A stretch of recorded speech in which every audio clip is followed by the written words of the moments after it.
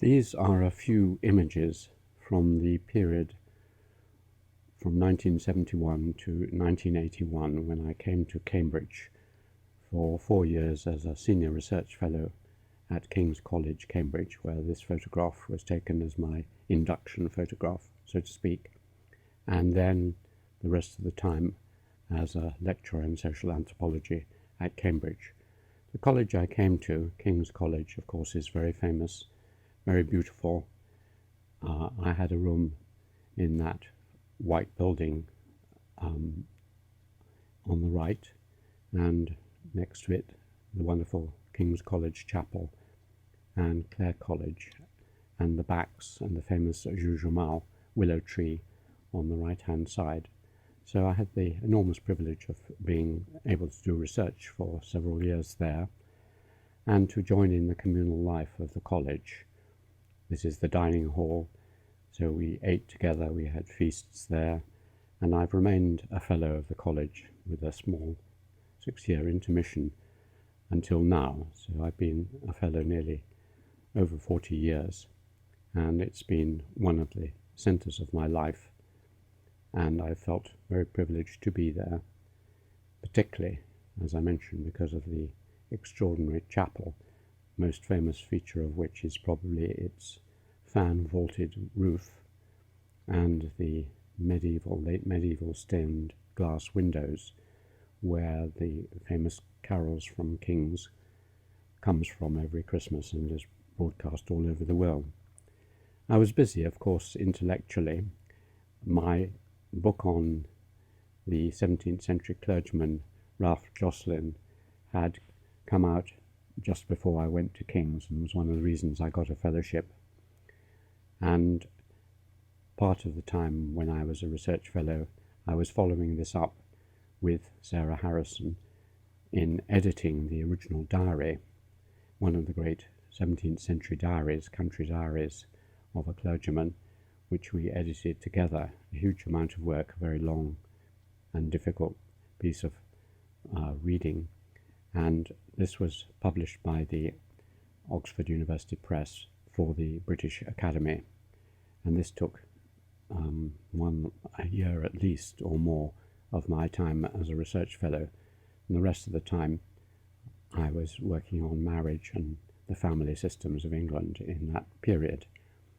We lived out in a college house at Grantchester, which had a lovely orchard round us, and so this is a small picture from that period in which Sarah's children joined us towards the end of our time there, and we became accustomed to the strange ways and morals and customs of Cambridge, and it was a great induction into university life at a different level to the one I'd enjoyed in my first 30 years as a student. Probably this central event of the next period, when I became a university lecturer in 1975, was the writing and then the publication of my most contentious, but arguably one of my better books, The Origins of English Individualism. Here is Robinson Crusoe, the lone individual on his island, and I represented the English as very individualistic, and it challenged many of the current orthodoxies, particularly of a Marxist, a Weberian kind. Just after it was published, I went to give a lecture on it in Amsterdam, and here I'm wandering around Amsterdam with the professor of anthropology from Kent, who was on sabbatical there, John Davis. It was a time when Sarah and I began to work really closely together, though we'd done so before I came to Cambridge. And she has continued really as the person who's written with me most of my books and done all the groundwork and hard effort on data analysis, first by hand and later by computer. Of course, my wider family was also important throughout this period, and here we are visiting my aunt. My uncle had been with me when I was brought up as a child, and my aunt on the left was by now with a small family. Our daughter Astrid next to my aunt and my grandmother, who had been enormously important in my childhood. So this is at Haileybury College, where they were living. A lot of the work we were doing was on village records, and so I worked out a method for breaking down these records and wrote a book about it for Cambridge University Press, reconstructing the historical records. And this is from an illuminated manuscript from the village on which it's based, Earl's Cone in Essex. We also, in 1977, moved to a new house in the Fens, our own first house together, in a little village on the edge of the Fens. And here it is after we'd built on that extension in the snowy winter of 1978. And this, with its large barn and extensive gardens, has been the main place where I have done most of my serious academic work, apart from teaching and administration and working on computers. The two loci of my work are that and the Department of Social Anthropology and King's College, here again in that same winter in a wintry area. The other area which we were very fond of and spent a lot of time visiting was where Sarah and I had met in the Yorkshire moors, very close to my boarding school at Sedbergh, and we used to travel up there more or less monthly for many years, to begin with in this Morris Minor, which we were very fond of, and we had a couple of these before we moved on to different cars. We used to go up there and stay with friends who lived high up on the moors above Kirby Lonsdale, and we worked with them. They helped us in the computing and transcribing of documents, and we used to spend very enjoyable times in their little old-fashioned kitchen and sitting room. And here I am in the late 70s in front of the log fire, relaxing away from Cambridge.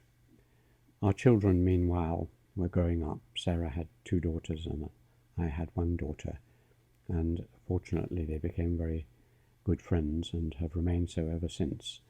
And so here is Sarah's younger daughter and my daughter out in our back garden camping, only a few yards away from our house, so safely there. The area we went to up in Yorkshire was in the Dales, fairly low mountains, but the ones I was familiar with from school, and we used to spend a lot of time also with Sarah's mother, who had bought this house in Dentdale with the long barns behind it. And here also I did quite a bit of writing. It was a very good, secluded place to go. And from there also we went for walks over the fells, revisiting my old school, going across to Haweswater and to some of the beautiful Dales areas. Here we're at one of the Dales rivers with our children paddling below this waterfall. A beautiful area which I'm still very fond of, though nowadays we get up there much less frequently. Our holidays, though, weren't just in England or even Scotland, which we went to, but also we would, with the children, go for holidays to France, and this is from one of our 2 main holidays with the children in southern France. And again, being a workaholic, I would take a pile of books, and one day we would explore France and go to the seaside or whatever was appropriate, and the other day I would sit quietly, usually reading rather than writing.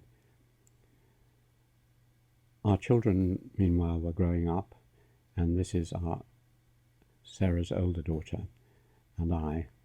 We're now towards the end of the 1980s, and she is going to the local school, and we're relaxing up in Yorkshire together with my daughter in the far distance, or beside me. Much of our work at this time was on computing. We were developing new database systems, information retrieval systems, input systems, and this is Professor Tim King, who was working with us for 4 or 5 years. He did his PhD with us, bringing down innovative database systems and developing things which would later become very important in the history of computing, along with Charles Jardine. And so the two of them pioneered historical document retrieval with computers. I was working also in my room in the Department of Social Anthropology, which had been famous for the place near which pulsars had been discovered. And I obviously tried to keep out sound. I have ear defenders there, and the desk from which I answered administrative questions and did some of my teaching. We would occasionally go and visit my earlier childhood haunts, and we went over to the Lake District and returned to the house where I'd been a boy from the age of 13, with my bedroom above the entry to the house there. The house, when we had it, had been divided, and we'd had the left-hand side, but when we returned it had been gentrified and the whole thing had been put into one. We also attended many conferences and interesting overseas visits, and this is one of them when we went to Denmark, and there's some very distinguished historians, Peter Burke with the blackish coat, and I'm on the right here. There were people like Leroy Ladurie and others who attended these international conferences. Meanwhile, Sarah and I decided that we, after living together for some years, we should get married. So in 1981 we did get married, and here we are cutting the wedding cake with my daughter Kate between us, and this has been a wonderful marriage and relationship since 1981. Another focus and particular feature of our time at home was that we had bought the house because it had a great big barn, and so we converted this barn. We put the windows in, as you see here. We later put in a little attic, and we converted the front door and so on, and gradually it became filled with books, and now has something like 10,000 books in it. And it was a wonderful, peaceful, quiet time capsule and space capsule where the two of us could work, and particularly important in retirement.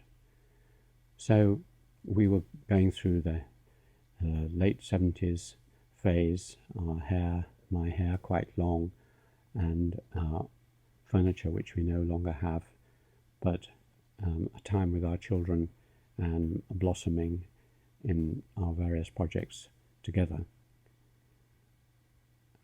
There's a lot of slides here of me and Sarah because we were so closely working together.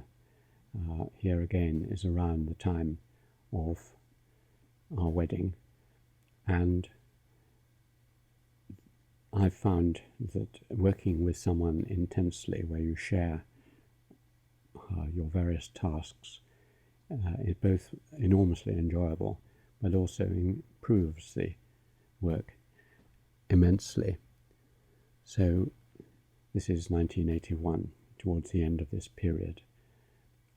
Another very important person in my life still was my mother on the right, and we were working with her. She was doing a lot of the transcribing of the documents, though she'd moved to the Outer Hebrides and would come down and spend time with us.